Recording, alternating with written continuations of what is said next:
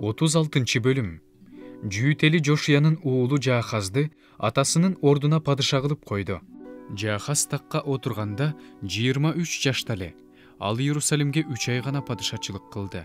Аны Иерусалимдеги тагынан Мисир падышасы кулатты да, алардын жерине 100 таланттан күмүш жана 1 таланттан алтын салык салды. Мисир падышасы Жүйүт аймагы менен Иерусалимге анын бир тууганы Элиякимди падыша кылып, анын атын Жаяким кылып өзгөрттү.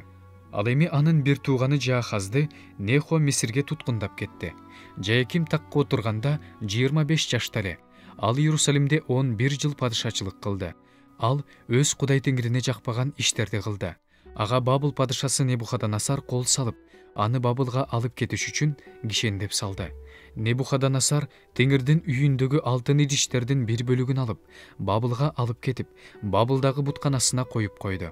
Жаякимдин башка иштери, анын жийиркеничтүү иштери Жүйүт менен Ысрайыл падышаларынын китебинде жазылган. Анын ордуна уулу Жаякин падыша болду. Жаякин такка отурганда 18 жашта эле. Ал Иерусалимде 3 ай, 10 күн падышачылык кылды. Ал Теңирге жакпаган иштерди кылды.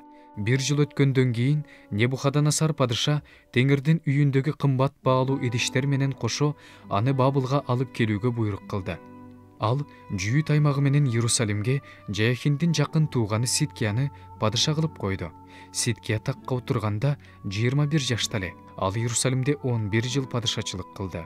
Ал өз Кудай Теңирине жакпаган иштерди кылды. Теңирдин атынан пайгамбарчылык сөздөрдү айткан Жеремия пайгамбардын алдында ал моюн сунган жок.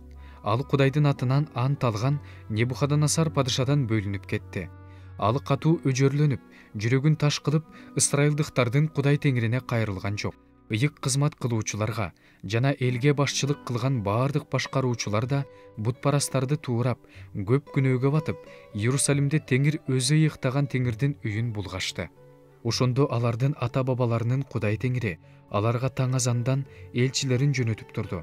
Анткени ал өз элин, өз турак жайын аяды.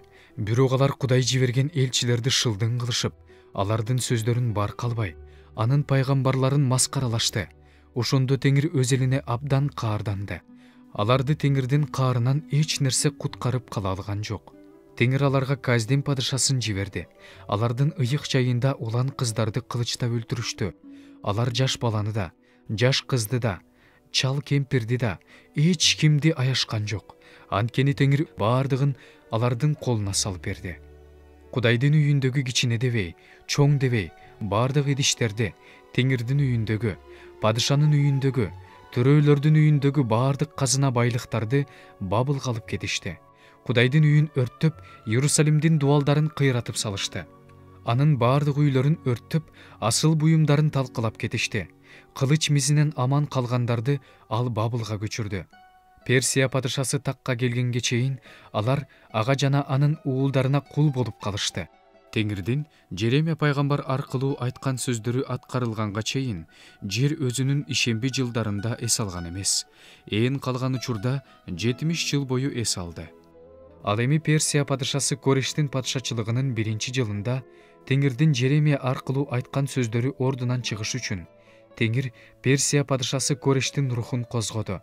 Ошондо ал өзү бийлеп турган баардык падышачылыкка ооз эки да, кат жүзүндө да мындай деп жарыялоону буйрук кылды. Персия падышасы Кореш мындай дейт: асмандагы Кудай, Теңир мага жер жүзүнүн баардык падышачылыктарын берди. Ал Жүйүт аймагындагы Иерусалимге Теңирдин үйүн курууну мага буйрук кылды. Араңарда анын элинен ким калса, ал ошол жакка бет алсын. Кудай аны менен болот.